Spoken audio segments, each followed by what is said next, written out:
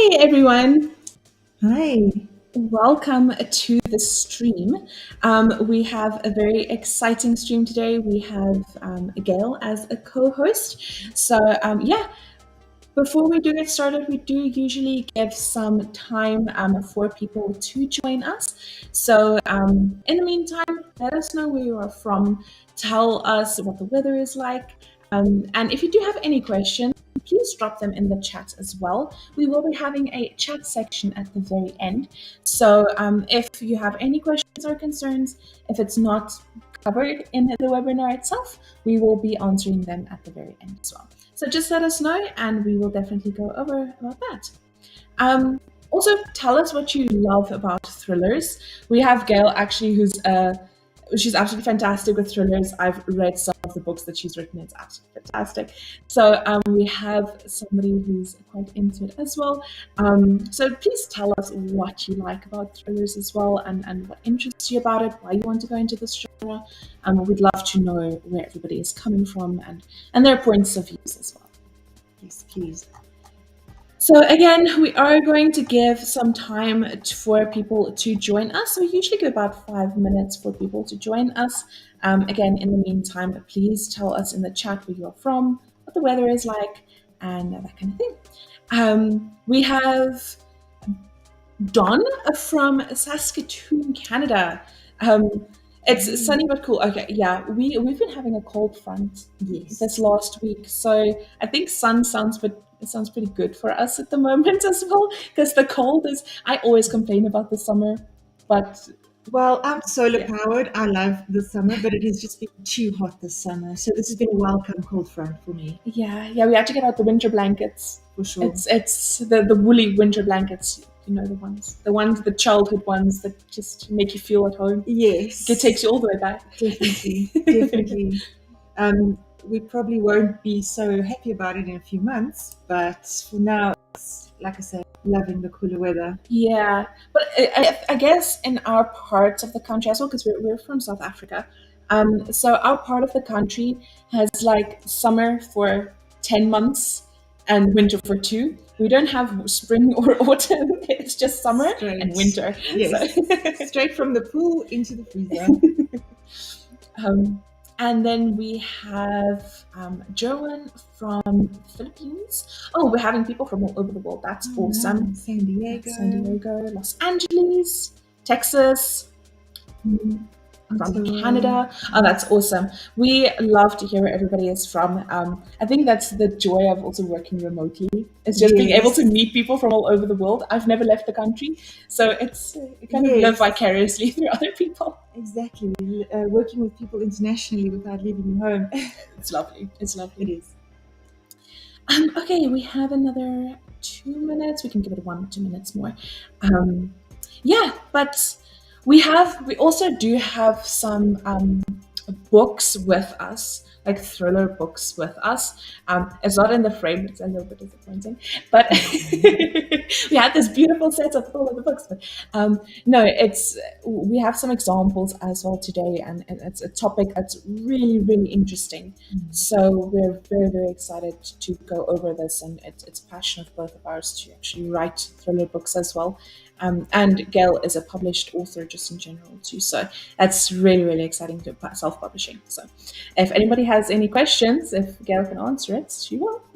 But that is also for another webinar when we do go into taking you through self-publishing. We can answer most of those questions on that webinar as well. So we can go ahead and dive right in, I think. Let us get our slides going, actually. There we go. So welcome everybody to our webinar. It is super exciting. We are joined by Gail today. She's an absolutely fantastic writer, a fantastic self-publisher as well. And she'll be taking us through, and we'll be having a little conversation with her today. Hi. So before we do get started, let me introduce myself. My name is Michaela. I am the senior sales agent here at the Urban Writers. I'm a professional ghostwriter. I have been for 7 years now. I specialize in both fiction and in nonfiction writing.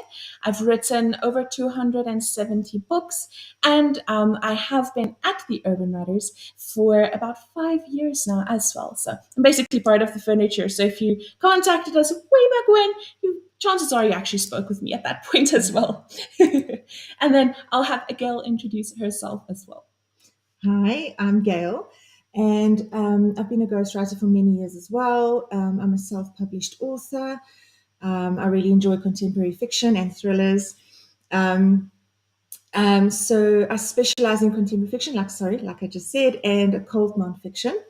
I've written over 500,000 words so far, and I've been with the Urban Writers for just over 3 years. Yeah, that's as a ghostwriter as well. It's a long time to be a ghostwriter, Yes. especially just like for one company as well. So Yes. okay, and next we're basically going to take you a little through who the Urban Writers is as a company. The Urban Writers was founded in 2018 by Natasha and Marco Matinho. I was here way back then. We were tiny. We literally had like, I believe, like 20 ghostwriters at the time. We had external editors. It was very small. And since then, the Urban Writers has grown so much. We have over 5,000 creative minds at the moment. We branched into other directions such as audiobooks, audiobook narration, cover designs, illustrations, children's books, literally everything you basically need in order to get your book published. We can create the content for you. We've also written over 1 billion words at this point, and we have over 20,000 happy customers on the platform currently. So yeah, it's if you have any questions or concerns about anything whatsoever, you're more than welcome to reach out to us. The team is absolutely lovely. Gail and I are both on the sales team, so chances are you're going to chat with us at some point. But yeah, if you have concerns or if you want any more information on the company, that sort of thing, you're more than welcome to reach out to us. We are also evolving into Dibbly as we branch into new content creation forms. Dibbly Create specifically is an absolutely fantastic tool that you can use for market research, as well as writing the content as well. The AI that is in it is absolutely fantastic. I know Gail uses it on the daily. love Create. Yeah, so if you want any more information about that, please let us know. We'll also put a link in the comments for you to go check out Dibbly Create. Alrighty, so our agenda for the day. We are gonna go through understanding the genre and what makes a thriller. We're also going to go through, basically what makes a good thriller novel. So the elements that you need in order to have a good book. The anatomy of a thriller novel as well, and then we're going to go through some techniques and tips. Now, at the very end, there is going to be a Q&A section, like I mentioned before. So if you have any questions for us, please drop them in the chat. We will be going through all of the comments at the end and answering. If we don't get to your question, we will be DMing you and answering your question personally as well. Alrighty. So we can dive right in. So we can go over understanding the genre. Now, of course, the most popular books in the genre is probably like what Dan Brown, the Da Vinci Code. You can even go as far as to say, if you're doing like graphic novels and stuff, Constantine, for example. I don't know if you know that. And there was a movie, Keanu Reeves is in it, and it was absolutely fantastic, which is also technically a thriller. It's supernatural, but it is a thriller. So there are so many different genres and subgenres in the thriller genre that you can look at. But basically, the main things that you have to focus on is suspense, tension, and excitement. Now, You actually read all of the Dan Brown books. Or, well, you read one or two of them, didn't you? I've read all of them except Yeah. Origin, Yeah, yeah, the newer one. Yes, I yeah. love them. I was actually telling Michaela, back in the day when I was still young and fit, I would be at the gym on the treadmill and I would be reading Dan Brown, and it was the best thing because you just cannot put the book down. You just want to turn the page, and just keep going on the treadmill. It's a good exercise, good workout book. Yeah, yeah, yeah. It's riveting. It's page turning. I loved it. Yeah, you know when you put that treadmill off, you have to close the chapter. It's terrible. Yeah, you don't want to. Yeah, so I think also the main thing with specifically Dan Brown, I'm using Dan Brown as an example because it's right here. We have the book, the physical book here. Is the tension that is actually in the book, like it keeps you guessing the entire time. Yes. There you can't, you think, oh, this is where the plot is going, and then it takes you in a completely different direction, which makes a good thriller book. You want your book to have those twists and turns. You want it to be exciting. You want the tension to be there. You don't want to put the book down. Again, which makes the treadmill, doing that other treadmill Exactly. very Good book for useful. the treadmill. Exactly. And what I love about Dan Brown is he introduces everyone right up front. So you get to start guessing who's the bad guy. And it's really difficult. You've got to read all of his books basically to start predicting who the bad guy is. He's very good at that. Yeah. And that's what keeps the suspense going. And when you get to the end, it's a wow reaction. You're not disappointed. And Yeah. that's key. Yeah, That's definitely. important. And then the next point is involvement of high stakes and situations and danger. Um, I don't think I read what's this book? It's Broken Monsters by Lauren Beekes. She's actually a South African author, and this book had me on the edge of my seats the entire time. I think I finished it in like maybe 2 days, but there was so much danger in this book that you were fearing for the character's life the entire time. Yes. And again, that just makes such a good book as well. Yeah. It was also very fast paced. So I think the whole book was like, I think if this is the book that I'm thinking of, it was like 2 years, I think, in the one book. But it was so incredibly fast paced that you kind of, there's a few time skips. No, I don't think it was Broken Monsters. It was something else. But yeah, one of the books, it's extremely fast paced, and that keeps your attention as well. So yeah. Yeah. And then we also have complex characters and moral dilemmas. We love a morally grey character. We do. We love the bad guy. Whether it's in a romance book or in a thriller or a horror or anything, a morally grey character is just so incredibly interesting. Exactly. We don't want flat, boring characters. No. Perfect people don't exist. We don't want to read about them. No. We want to read about real people. Exactly. And I think that's what makes a thriller so scary as well at some point, because it's so incredibly, it feels so real that and your characters need to have that element. You need to be able to kind of connect with the bad guy, kind of like actually has a point, and that is where the mind games come into play, and that's something that you also want in a book. And that actually brings us to your next point about the psychological depth and unexpected twists, where, like in Gone Girl, for example, we're not sure who's the bad guy. Is it her or is it him? Did he really do those things? Or, spoiler alert, but was it her? That's what you need to be thinking the whole time. Is it the protagonist or is it the antagonist? Who's actually the bad guy here? Who's actually at fault? Yeah. You need to keep questioning that the whole time as a reader. That's what keeps you interested. Yeah. As soon as you can predict the plot, it's boring. As soon as you can predict, as soon as a character becomes flat, or you can predict what the character is going to do, the book is going to be boring. That's why a complex character makes you wonder what they're going to do next. Because if are they really going to do this evil thing, or are they going to do the good thing? Usually they do the bad thing, but it keeps you on your toes. And then when they do the good thing, it's even better. It's even better. Are you expecting the bad thing? Yeah, it's the on your knees, like the quick, oh hell, what's happening now? Yeah, if you get that reaction, it's a good book. and then next up we have understanding the genre again, and this just basically takes us through the subgenres. A psychological thriller, that would be the Da Vinci Code. for example. But this is literally again just books that we have stacked around us. And then like a legal and a crime thriller would be A Girl with a Dragon Tattoo. A mystery thriller, you can do mystery thrillers, spy thrillers. What Those is are very popular at the moment. Yes, Mystery. yeah, Yeah. mystery Yeah. thrillers are very, very popular at the moment. I'm trying to think. There's a oh, this is actually a very good example as well. This is actually a young adult book, so this isn't even a like an adult. It doesn't have a lot of adult themes, but it's a thriller and it's fantastic. It's called The Lies They Tell, and it's by Gillian French, and it's absolutely it's a mystery thriller, and it just takes you on such a mind bend that you can't put it down. It's very underrated as well. I believe that is a self-published author, if I'm not mistaken, either.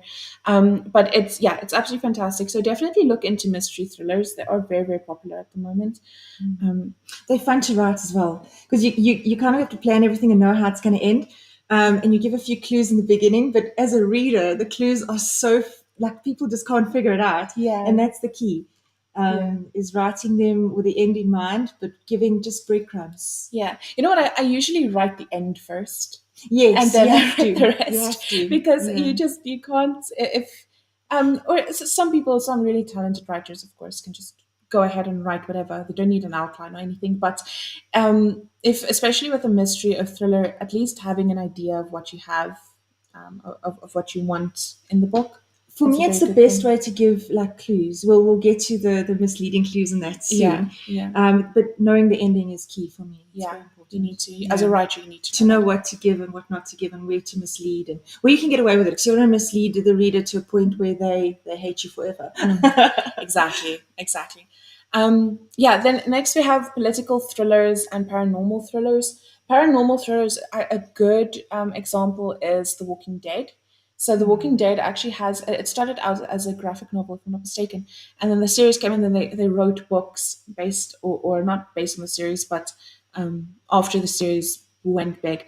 And those books are also absolutely fantastic. And that's a very good thing to keep in mind. There's also a different book.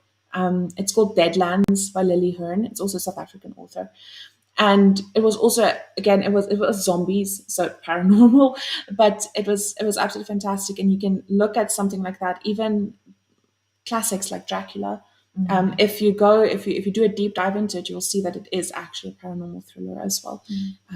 It's supposed to be scary. Paranormal is super popular at the moment as well. Yeah, yeah. Uh, Vampire Diaries and Twilight. Exactly, It will always exactly, be popular. exactly. They started something and it's still going strong. Yeah, yeah. Yeah, and then next we have techno thriller, medical thriller, and historical thriller. So they're pretty self-explanatory. Anything medical, anything based in a hospital, anything hospitals creep me out in general. So Yeah. anything based in a hospital is a thriller for me anyway. So, but yeah, that kind of thing. And then your techno thriller would be your sci-fi as Yes, AI aliens, taking over. AI. Yeah, literally. So yeah, go ahead and do your research in the subgenres that you do want to go into. There are many, many more than the ones that we've mentioned. These are just the most popular ones and the ones that people write in the genre people write in most. But there are so many other subgenres of this. So do go ahead and do your research before you decide that, okay, you want to do a thriller. What kind of thriller? Do your research. And it can be anything. It could be a romance thriller. And because you do like romance books, you can create a thriller book as well. Same with fantasy. Same with, oh gosh, now I can't think of any other genres. But I believe the best romance novels, romance is the subplot. You need another plot to you need start a off with. mystery or something. Exactly, a Yeah, mystery or yeah, thriller or fantasy or something, and let the romance just be there. For me, they're the best. yeah, What a good tip is take your favorite book and research it and see what genre that falls into. Chances are it is a thriller and it yeah. is one of these subtopics, and then you'll know what you like, and that's a good place to If there's a start. murder mystery, it's more than likely a thriller. Absolutely, yeah. Okie dokie. So where did my mouse go? Next up, we have what makes a good thriller book. So we have three of the top, most well-known thriller books. Here we have Gone Girl that sold over 20 million copies worldwide. Everybody, it's also, all of these have been turned into movies, of course, Yes. because the books were absolutely Exceptional. fantastic. Yeah. I was bullied into reading The Girl with the Dragon Tattoo by my best friend. That I think it scarred me in a way. Like I've read some really scary things in my life. Because I love horror. I love anything thriller. But Go with the Dragon Tattoo, I think it messed me up because it's very real. It Mm. it seems very, very real. So A Girl with a Dragon Tattoo also sold over 80 million copies worldwide, and then of course the Da Vinci Code sold over 80 million as well. Again, all of them are major films. Definitely recommend checking them out. Girl with a Dragon Tattoo. Check out the original, not the remake, because they did two. I don't know if you know about this, but they Mm-mm. made two Ah, versions of it. okay. And the original is much better than the second one, in They my always are. humble opinion. But yeah, I think the first one was, it was a foreign film. It wasn't actually English, if I'm not mistaken. Ah. But it was absolutely amazing. And then the second one had who was James Bond, the actor that plays James Bond. There've been so Oh, many, the new one, Michaela. the new one. No, I don't know. But yeah, it has the new James Bond in it. Okay. Yeah, That it sounds was good still enough to it was watch. still very good, but the first one's, Watch both. yeah. What? Yeah, and then draw Make a your own weekend of conclusion. it. Yeah. Um, Yeah, so these books, you'll see a trend in all of these books is that they have all of the elements that we mentioned earlier. It has the suspense, it has the morally grey characters. The Girl with a Dragon Tattoo, for example, the detective, is, oh gosh, I don't even know how to describe him, but he's also extremely, extremely morally great. You don't know what he's going to do. And the female male character as well, even though she's very damaged, um, she still ends up doing the right thing. But getting to that point is, it's very, very, very interesting, and you don't want to put the book down. Yeah, and all of them have the plot twists that you just don't see coming, and the cliffhangers, of course. yeah. If you do have a book, we are going to go through that later on as well. But if you do have a mystery or a thriller series, the book usually ends on a cliffhanger. So it usually, I don't want to encourage it. I hate a cliffhanger, Yeah, please but don't. but Yeah. it sells because that makes the reader want to buy the next books as Yeah. well. So as a reader, it's very frustrating, but it is very smart. Yeah, actually, definitely end on a cliffhanger if you do have another book coming. But if Yeah. that's where you're going to end, please Yeah, don't please ever do don't. that. Don't ever do that. No. But if there's another book coming, then you Yeah. absolutely have to do that. Yeah. You have to end on a cliffhanger. Yeah. And don't leave the writer or the reader satisfied.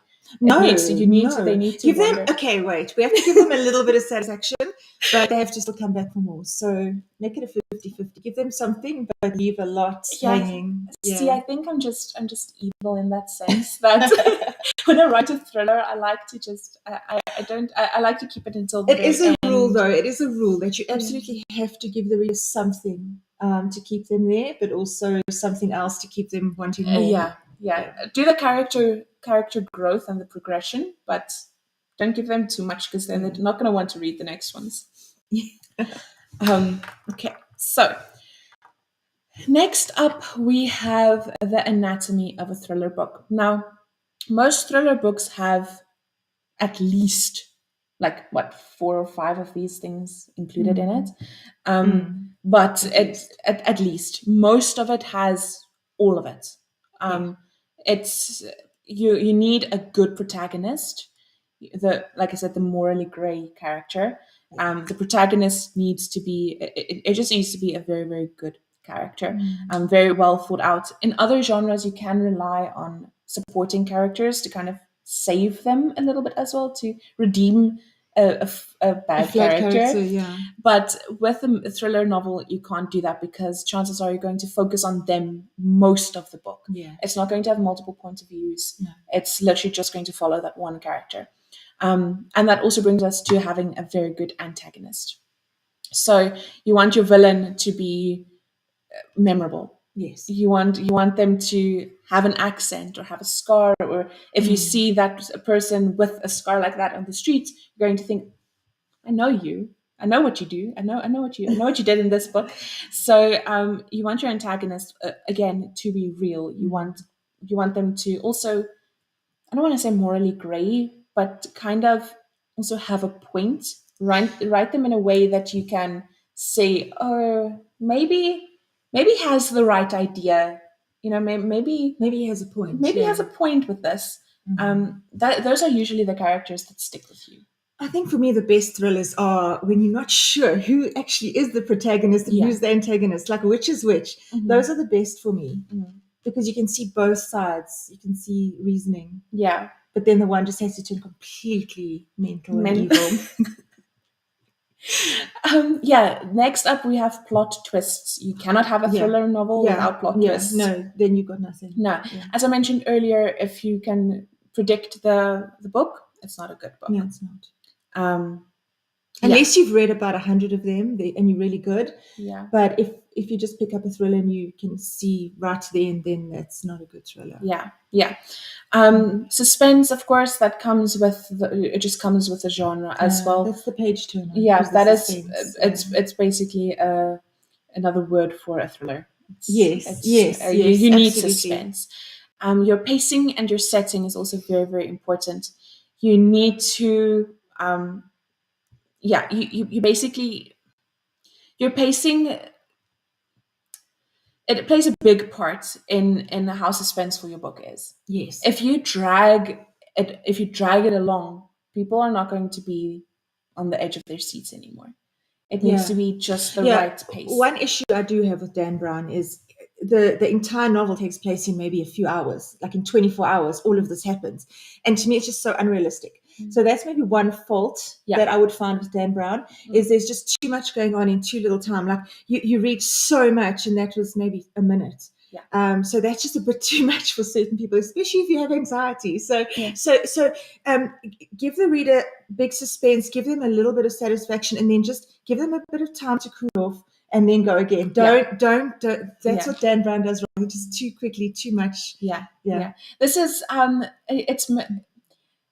I think that's why it's made such a good movie as well. Yes, it's great because for a film. like the suspense is just there the entire time. But when you're reading it, and this is a hefty book. It is large. It's like it's large. There's so 300 pages, I'm sure. Hold on. At least.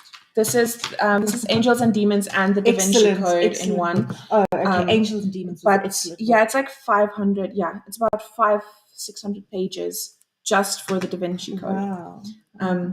So the books are they're pretty large, and then having that suspense the entire time can be tiring.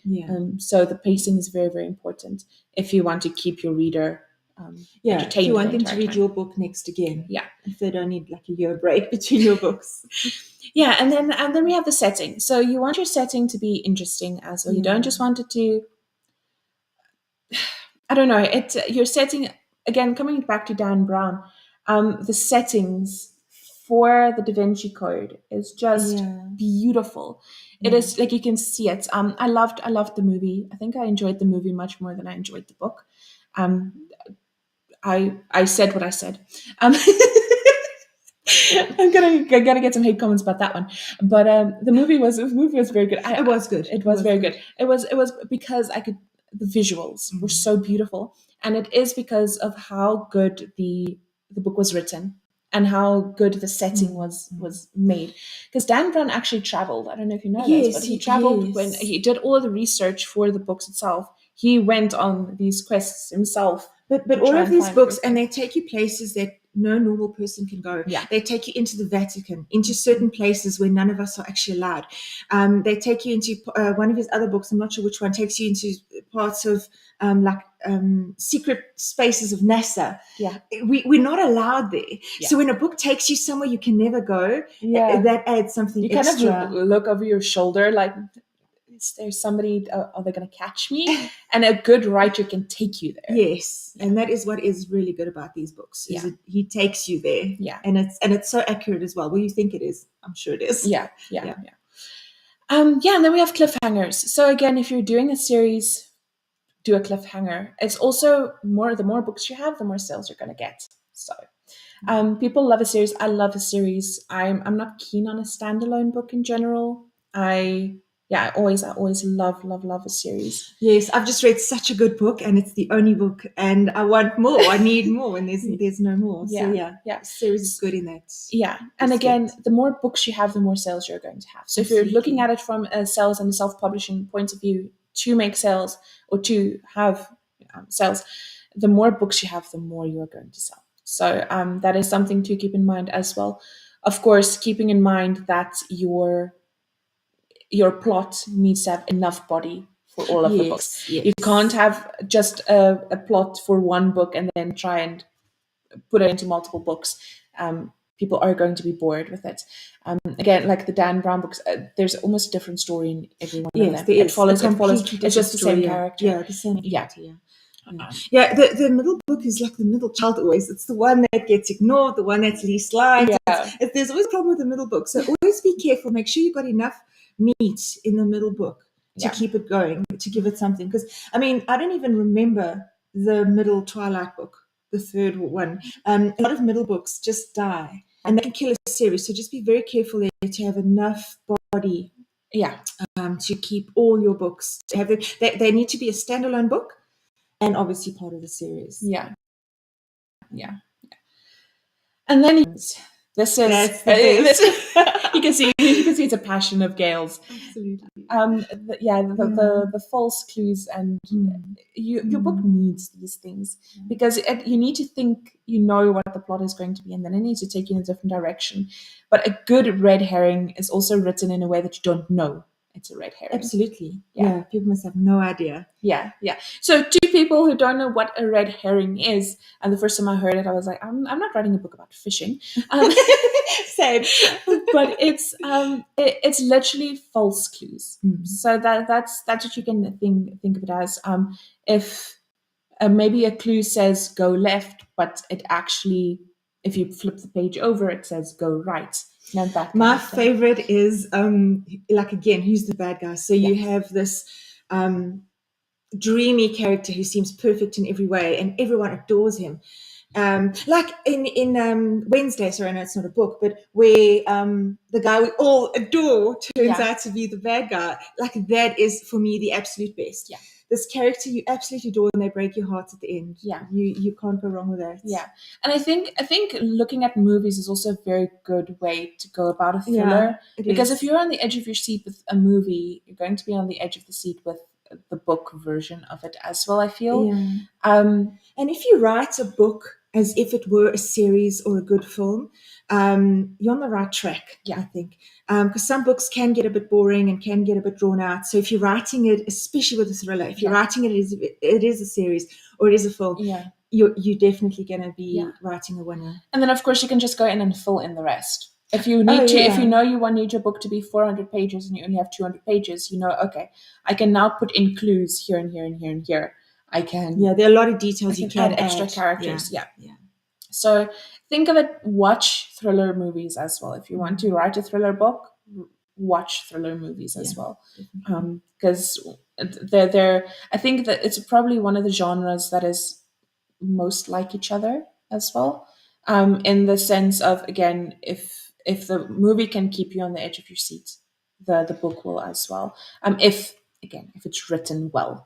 And the red herrings are so much. They're so much better in movies.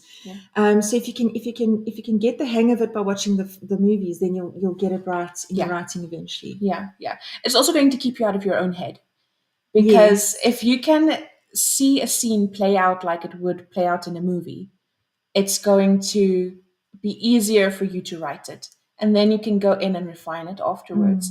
When I write, there's a movie going on in my mind. You see the characters. When I outline, I have AI generated images of all of the characters. I have all of my places, my locations planned out, because I need to see what's going to happen. And it's very, very important for a thriller novel. Next up is high stakes. Something needs to be on the line. Like life or death, or all your money, or someone else's life. The whole world. The whole world collapsing. There needs to be high stakes, because why else would you be jumping off buildings. Yes, it wouldn't be a thriller. Yeah. Yeah, no. Why Yeah. would why Very would high. somebody be Yeah. chasing you or something? Yeah, Yeah, exactly. there needs to be high stakes. It needs to be believable as to why this person is going through all of this in order to get to the other side. Mystery that plays in with the plot twists and the suspense and the red herrings as well. You shouldn't know what's coming next. There should always be an air of mystery, even when things get solved. It might open doors for more mysteries. Yes. So, with the more questions you answer, the more mysteries, or the more, the more questions that are answered, the more unanswered questions Yes. it needs to bring forth. Definitely. Then action sequences. Again, Dan Brown does this wonderfully. The action sequences are absolutely fantastic. You can you can see, because I read the book before I watched the movie, and you can see it. You can see it play out. Yeah, and you think there's no way he's going to get out of this. There's just no way. There's no way. And then the most arbitrary thing happens and he gets out of it. And it's also not unbelievable. Exactly. It's the most simple solution. Yeah. But you did not see it coming. Yeah. Brilliant. Yeah. And then, of course, your resolution. So, answered questions, but also have unanswered questions at the very end. Yeah, you got to type the important loose ends. But then there's always room for, the reader also needs to have an imagination. They also have to go somewhere with a story. Each reader has to make their own story out of your story. So leave enough for that, but also, again, leave them satisfied. Yeah. Again, I'm just evil. I just leave them unsatisfied all the time. The first contemporary fiction novel that I wrote ended on a major cliffhanger, and I got so much hate for that. Because that was the romance involved in it, and people didn't like that. So I got a lot of hate mail over that. Yeah, people did not like that. But that makes people passionate and want to read the next ones as well. That makes them want another novel, which I might maybe write someday. Yeah, if you don't, it makes you just as evil as me. Yeah, totally. Alrighty. So techniques and tips. So we just grabbed the 3 most important ones. We might do a webinar in the future that goes in depth these things. If you guys want something like that, let us know in the comments. But these are the most important parts of a thriller book. So plot twists. There needs to be foreshadowing. There needs to be misdirection. Character development. Reverse expectations. Again, your red herrings. Timing. So if you execute something and the timing isn't right, it's not going to have the right impact.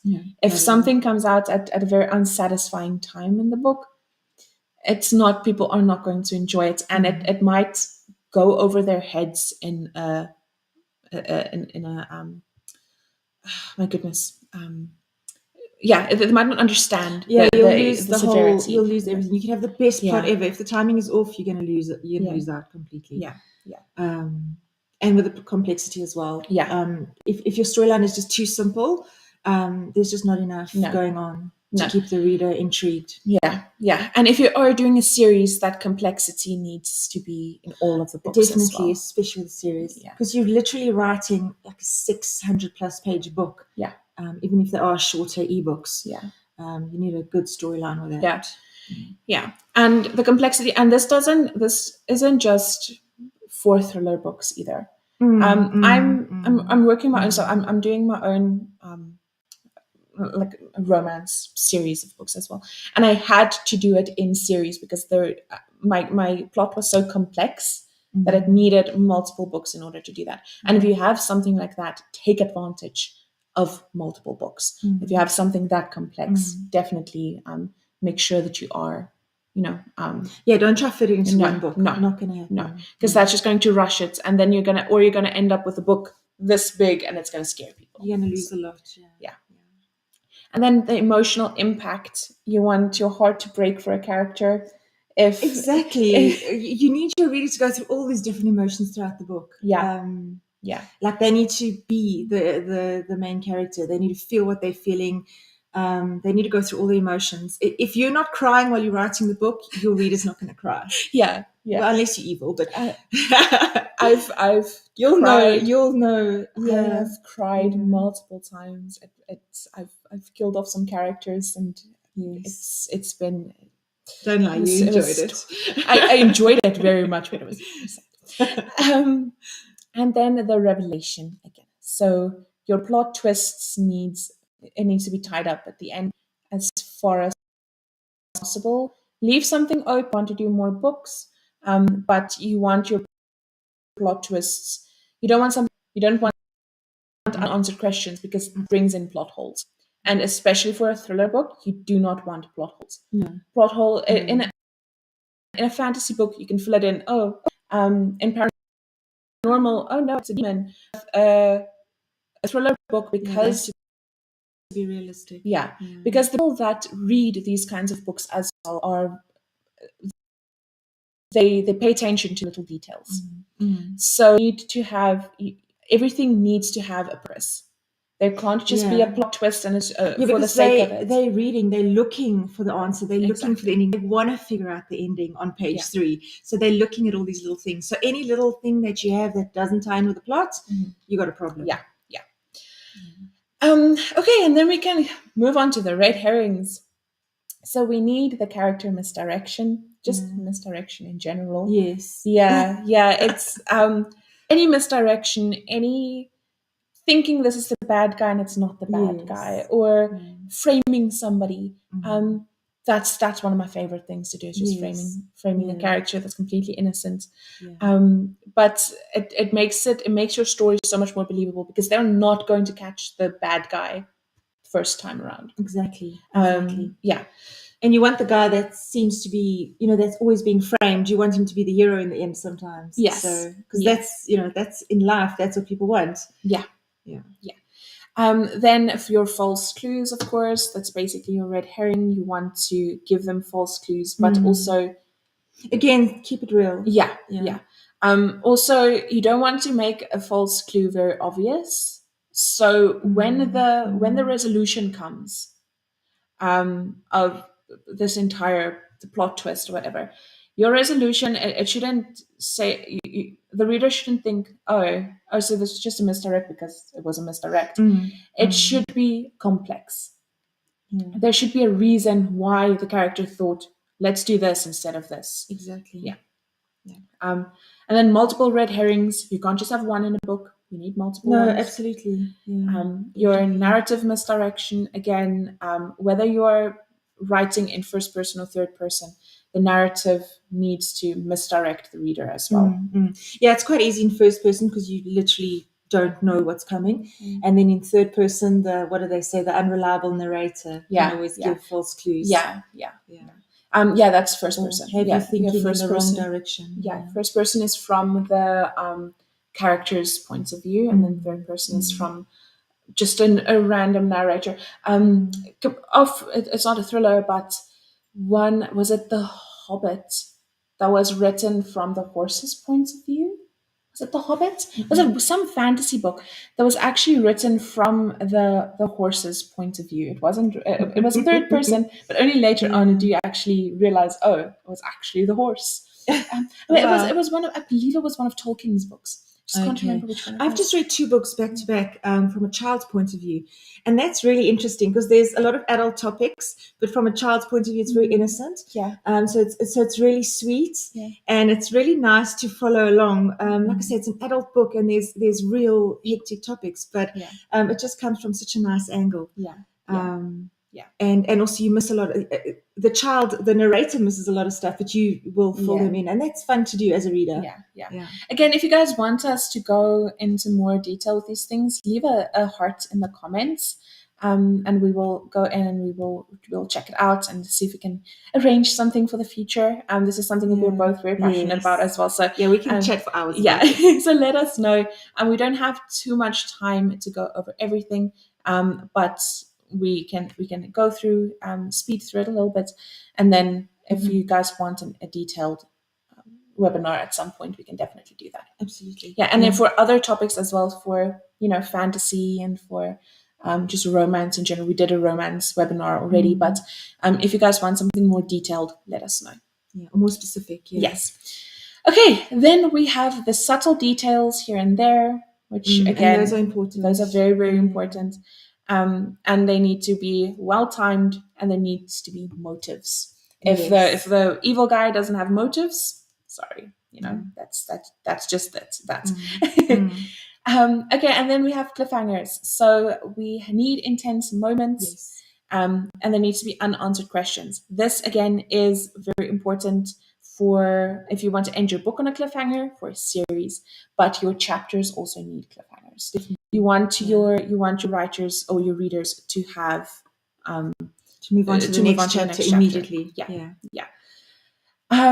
Then the character peril. Your character at some point needs to be close to death or have a close encounter or something. Your character needs to be in danger. Yes. That is what's going to keep the reader entertained and in suspense. Your character needs to be in danger. Otherwise, the reader's not going to feel like they're in danger, and which defeats the purpose of a thriller. Absolutely. A sudden change, so a sudden change of plans, something that wasn't planned. Um, that makes me very angry when I read sometimes as a reader, because then you need to read the next ones because why did these plans Yeah, change? you get into a flow, and then Yeah. they change things, and that's good. It's good Yeah, writing. yeah. And then of course it needs to have an emotional impact. Yeah, as we discussed. Yeah, there needs to be foreshadowing.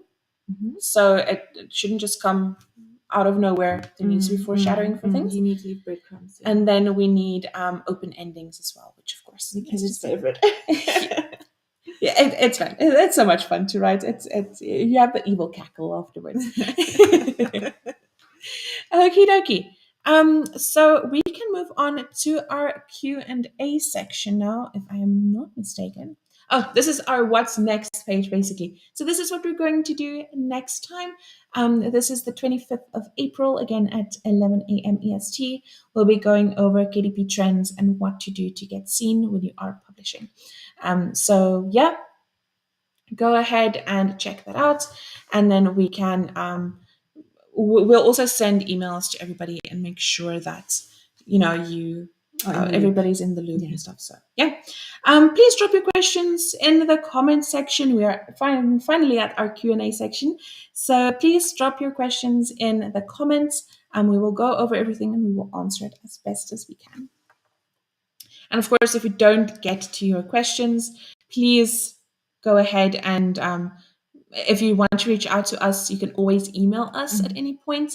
We are happy to hop on a call with you to answer questions via email or live chat. We're always available, so just let us know. We're happy to do that for you. Definitely.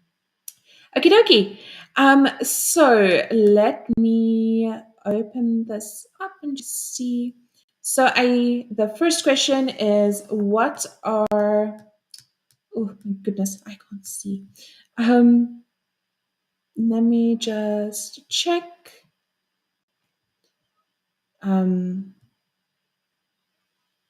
My apologies. I'm just checking what are the most common tropes? So your tropes again is your, gosh, it does depend on the kind of book that you have as well, on the kind of thriller, but it's always suspense. You always have your cliffhangers. You always have your misdirection. Those are just elements in general of the book itself. But yeah, you want those kinds of Yeah, thriller is a very broad yeah. a broad niche, so it's hard to Yeah. narrow it down to Yeah, just a yeah. few. And then what are tropes to avoid? So you don't want your book to be What's been done? Like, just look at what's been overdone. avoid cliches. Just avoid definitely. cliches in general. You don't want any cliches in your book. You don't want your book to be oh my goodness, what's the word?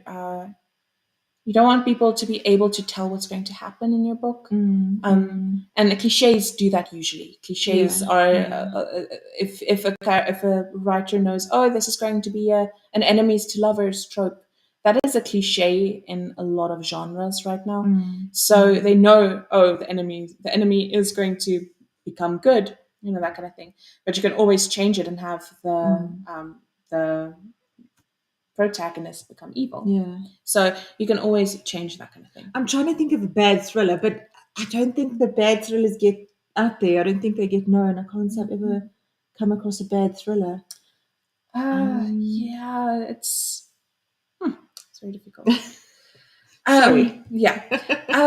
Should I outline my thriller book before writing? So it's I yeah. think so. Yeah, I It need does to. depend writer to writer, Mm, definitely. mm. Some writers, so there's the planner and the what's it called? The planner and the pantser. I The, don't know. We really insist on outlines. yeah, Obviously, at the Urban Writers, yeah, we don't work without an outline. yeah, And the better the outline, the better the story is going to be. yeah, So yeah. You want do an outline. you at least want to know how you want your book to end. If you are doing the writing yourself, you want to know how your book is going to Yes. end before you start writing. An outline is always very good, even if it's just rough. Yeah, If it's exactly. just a rough One outline, you can sentence still work with idea, it. even. Yeah, But an outline also gives really good characters, characters with background, depth, yeah, the growth, where the growth is going to happen. So yeah, an outline is very important. Even if it seems basic to you, you just need to cover all the yeah. bases. Exactly, exactly. But when you're working with a ghostwriter, of course, you do want an outline so the ghostwriter knows exactly what it is you're looking for. And Yeah. if you just have an idea, get a ghostwriter to do the outline for you. It's definitely going to help. Yes. Yeah. It's going to help the collaboration a lot. Mhm. And of course, we do have Dibbly Create as well, which you can check out. The link is currently on the screen. It has an absolutely fantastic outlining Their plot tool. outlines are Oh, it's phenomenal. They are fantastic. It is phenomenal. fantastic. I hate doing outlines. I absolutely detest doing outlines so much. But yeah, Dibbly Create Yeah, has made that a phenomenal. lot Yeah. easier. Yeah, so do go ahead and check that out as well. Mm. You can do your market research. You can do research on that specific topic as well. The AI is It's genius. It's fantastic. fantastic. Yeah. How can I craft a satisfying ending for a thriller? So, like we've discussed, you need a degree of satisfaction, but don't tie up every single loose end. Let your reader use their imagination. Let their mind go a little bit wild. Let it end on the slightest. I'm not even going to call it a cliffhanger. Let there be a touch of suspense in the ending, and this is at the end of your final novel. So there's got to be a fair amount of satisfaction, and maybe just the slightest hint of could there be more. And Yeah, there's no more, but let the reader always think there could be more because that's what keeps your book alive. yeah, yeah. You also really do want you want your character to have a good ending. At Oh, least definitely. No, you definitely. want your character to have a good Absolutely. We were ending. talking about books where the characters did not have good endings, and those made us angry, and we are still damaged from those. But we'll still keep reading, I guess. But no, Yeah. at least one of your characters, if you've got more than one main character, your main character has to have a decent ending. Satisfying. I always Mm. use that word because it's the right word. It doesn't have Yeah. to be happy. It just has to be fulfilling to the reader. Yeah. Yeah. Okay, well, the next question is what is key to writing a memorable villain in a thriller? Well, I think the villain has to be almost as likable as the main Yeah. character. You gotta really like that Yeah. villain, but you gotta really hate them as well. You Yeah. need a good balance, especially in the beginning. Make them as likable as Yeah. possible and as relatable as possible. And that's what gets us involved personally and emotionally. When we can Mm. relate to someone and they turn bad, it makes the reader think, it gets the reader personally involved. So Yeah. relatability, likability initially, and then just turn them straight up nasty. Yeah. Yeah. Yeah. You don't want to question as to like when it comes out as to who the bad guy is, you don't want to really question who it is at the No, in very the end. end, In yeah. the end, you By the need to end, you know. must know, and you He must needs know to they do got they need to do justice. They got a terrible fair amount things. of justice. Yeah, Yes, yes, yeah, they do need to do terrible yeah. things. Yeah, yeah. How do I keep readers guessing? Red herrings. Absolutely. You've got to lead a false trail, and then not just one false trail that'll reveal itself at the end. It's got to be constant. Yeah. So there's always got to be something, and then a little bit of, okay, I figured that one out, but have you? Mm, So there's just always got to be, that's why planning is yeah. important. You need a beginning and an ending, and then Mhm. a really wiggly, windy trail to get there. Yeah. Yeah. Yeah. There is a very cool app I use, but it literally maps out the different all of the characters. Mm. So you literally have your character, and then you can connect them to characters, and that character can also connect to a different character, but that character is only connected to another one, and that really does help with the thriller aspect, and knowing where everybody is at certain And points. when you're planning, if your characters aren't connected, it's always easy enough to slot a character or two in that will connect them, Yeah. or that will give you the breadcrumbs and all those other little red herrings that we need. Yeah. So planning. Yeah. It seems like that is the last question at the moment. Let us know if you guys have any questions whatsoever. We are here to help. If you have anything, if you have anything, any questions, if you need any assistance with getting a book written, reach out to us. Yeah. You are more than welcome. We're always happy to help. We always encourage people to hop on calls with us and to reach out to us. Definitely. Yeah. Also, thank you so much, Stacey. That's awesome of you to say. Um, yeah, it's we're always happy to help, and we love doing these webinars, and we love to educate our customers and even our freelancers. There are a couple of our freelancers in as well in the webinar today.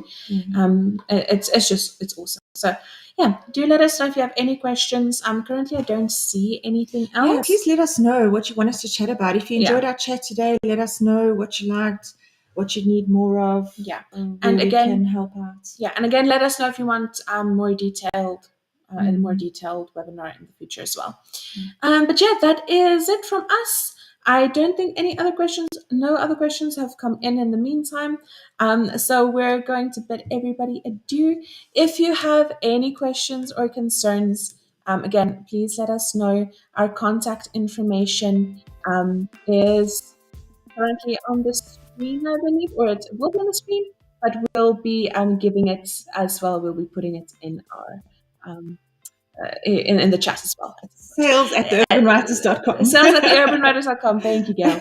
You can the number is on the screen as well. You can give us a call at any point, or you can go to our website, theurbanwriters.com, and just go to the contact us page, and you will see all of our details there as well. Yeah, you can drop us a message straight from our website. Exactly. As well. Alrighty. Well, have a lovely evening, morning, afternoon, wherever you are in the world. It was lovely chatting. And we'll see you in the next one. Bye, everyone. Bye.